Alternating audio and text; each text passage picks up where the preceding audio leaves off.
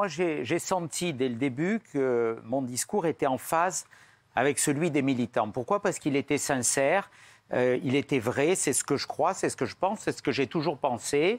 J'ai toujours été dans ma famille politique. Les soirs de victoire, c'est facile, tout le monde est là, tout le monde court.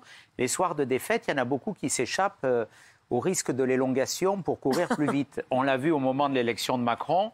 Tous ceux qui nous ont quittés, tous ceux qui ont quitté François Fillon, moi j'ai vu des amis, ou on va dire des anciens amis, courir, mais alors avec une force derrière François Fillon pour essayer d'aspirer une petite place et puis de partir mais vers Macron avec la même célérité.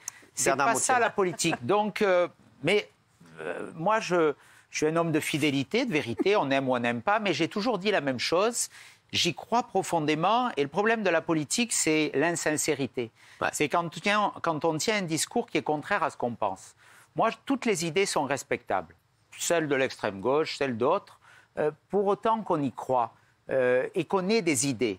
Et pour moi, le macronisme, c'est l'absence d'idées. Le en même temps, c'est quand on pense tout en même temps, on ne pense plus rien.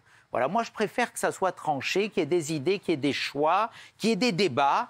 Et je suis dans ces débats. Alors, mes idées, elles sont souvent contestées, mais en tout cas, elles sont sincères. Comment ça va, cher Éric?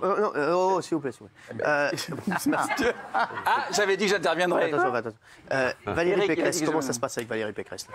Très bien. J'ai vu que le dernier sondage, incroyable, Valérie Pécresse serait au 2e tour et elle battrait le président sortant. Est-ce que... Ça sera la première femme présidente de la République française. Vous en êtes convaincu ou pas? Vous pensez qu'elle peut gagner? Elle va gagner. Alors, maintenant... Et ça sera génial pour notre pays. Un gage, un signe de modernité extraordinaire. La première femme présidente de la République.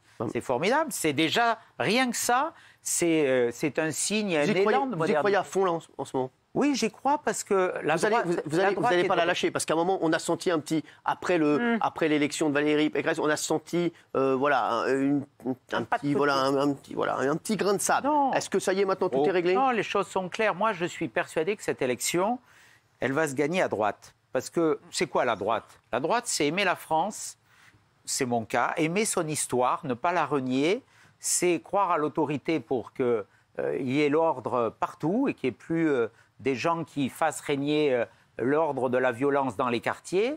C'est être fier de notre histoire. On ne vient pas de nulle part et je n'ai pas envie qu'on vienne nous imposer d'ailleurs d'autres modes de vie. Et c'est enfin pouvoir travailler tranquille sans être accablé d'impôts.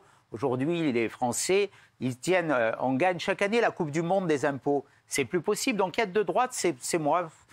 C'est la France, c'est la sécurité, c'est moins d'immigration et c'est moins d'impôts. Voilà. Je crois qu'on est d'accord là-dessus. Si elle est présidente, elle vous a déjà annoncé pratiquement en ministre de l'Intérieur. Ça se joue pas comme ça. Je crois que c'est pas maintenant qu'on répartit les postes, les places. Elle a dit que vous étiez le nouveau Charles Pasqua. Ouais, c'est un compliment. Bon. Ouais, alors voilà, donc c'est ce qu'elle a dit. Donc c'est vrai que voilà, tout le monde vous voit en nouveau ministre de l'Intérieur si Valérie Pécresse est élue.